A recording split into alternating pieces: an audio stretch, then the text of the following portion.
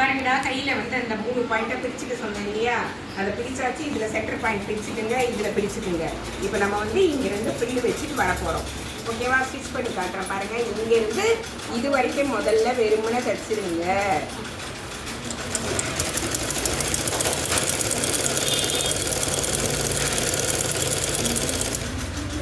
கரெக்டாக பாயிண்ட் பண்ணிக்கோங்க. அவ்வளோதான், தைச்சிட்டோம். சரியா? இப்போ பாருங்கள், இந்த சென்டர் பாயிண்ட் இந்த கோட்டில் வரணும் கரெக்டாக. இது பாருங்கள், இதை எடுத்து அழகாக இது வைக்கிறோம். இப்போ ஊசி இறக்கிட்டு திருப்பி அடுத்த ஃப்ரில் மாதிரி கரெக்டாக அப்படியே வச்சிட்டோம். இதை வந்து நம்ம பார்த்துட்டே வரணும்டா.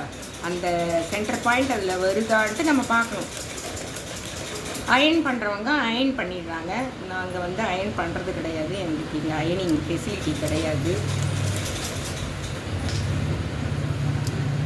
டாக்டர்லாம் அயர்ன் பண்ணி தைப்பாங்க. இந்த மாதிரி எல்லாம் பண்ண மாட்டாங்க.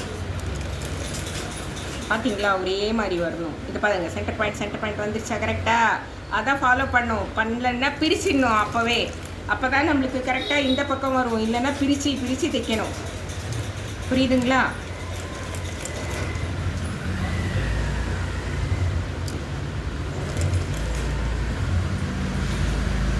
கலைக்கவே கூடாதுடா.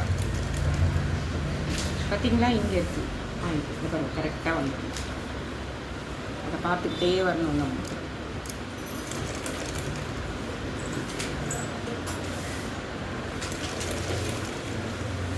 நானே ஃபோன் பண்ணிக்கலாம்.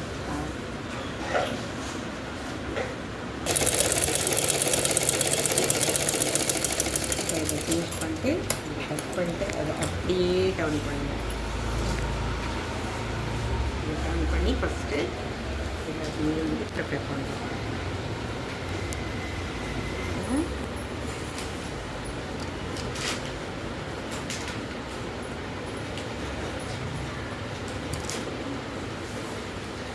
வச்சு அப்படியே பிடிச்சி அப்படியே ஓரமாக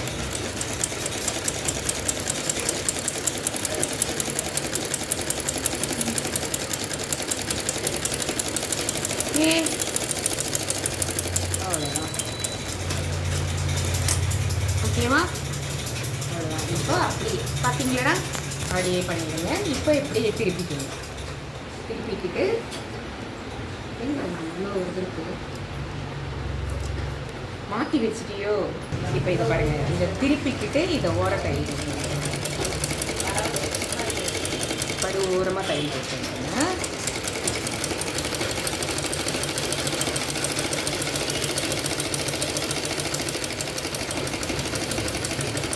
இந்த மெத்தடில் பண்ணோன்னா ரொம்ப ஈஸியாக தைக்கலாம்டா நம்ம. இல்லைன்னா நம்மளுக்கு கஷ்டம்.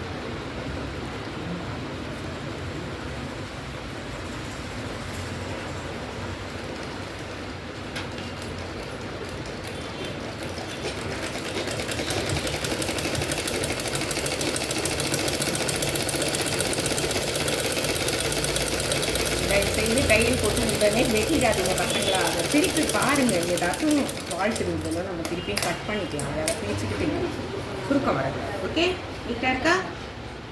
ஓகேவா? இப்போ நம்ம என்ன பண்ணுறோம், இதுக்கு கரெக்டாக இந்த இடத்துல தையலில் கட் பண்ணி எடுத்துடும். சரி, பார்டர் என்ன பண்ணுறோம், வந்து இதை மடிச்சு தைக்க போகிறோம். ஏன்னா அது அழகாக, அதனால் வந்து கரெக்டாக இதில் இப்படி மடிச்சிடணும். மடிக்கிறோன்னா அப்போ கரெக்டாக இது இந்த பக்கம் வரும். இந்த பக்கம் பார்த்துக்கோங்க. தச்சுட்டு பிரிச்சுங்க உட்காந்துருந்தால. புரியுதா? அது மேடம், இது வந்து இந்த மாதிரி நீட்டாக மடித்து தைச்சிட்டோம், ஃபினிஷிங். ஓகேவா? இப்போ பாருங்கள், இந்த பார்டர் கரெக்டாக வந்துச்சா? இப்போதும் இந்த ஆரஞ்சு கலர் தான் நம்மளுக்கு தேவை. சரியா? இப்போ இந்த ஆரஞ்சு கலர் தெரியுதுன்னா, இந்த ஆரஞ்சு கலர் நம்மளுக்கு தெரியணும்னா இந்த க்ரீனை மட்டும் மடிக்கணும். எப்படி? க்ரீனை மட்டும் மடித்தா ஓகே. இப்போ அந்த ஆரஞ்சுலேருந்து நம்ம இங்கே தான் மடிக்கணும். இப்போ கரெக்டாக அந்த பாருங்கள், அந்த பாயிண்ட்டு கிளியாக ஆகிடும். இந்த ஆரஞ்சு கூட கரெக்டாக மடித்து இதுக்கு மேலே தைக்கணும்.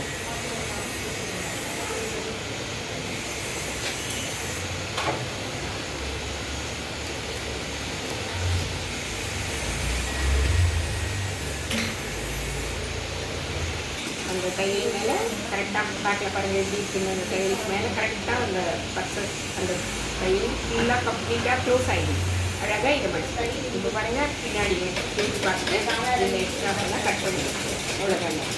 பார்த்தீங்கன்னா அழகாக இது வந்து கரெக்டாக நம்மளுக்கு இந்த சென்டர் பாயிண்டில் வச்சு நம்ம தைக்கிறோம். நம்மளுக்கு இதெல்லாம் கூட ஃப்ரில் வேணும்னா நம்ம என்ன பண்ணோம், இதுக்கு டபுள் மடங்கு துணி எடுத்துக்கணும். இது வரைக்குமே ஃப்ரில் வேணும்னு நினைக்கிறவங்க அதிகமான துணியை எடுத்து ஃப்ரில் வச்சுக்கணும். நம்ம வந்து புடவையில் இருக்கிற துணியை வச்சே நம்ம வந்து மேனேஜ் பண்ணுறோம். ஓகேங்களா? இதுதான் பஃப் கையின் மாடல். ஓகேவா? ஏற்கனவே நான் போட்டிருந்தேன்.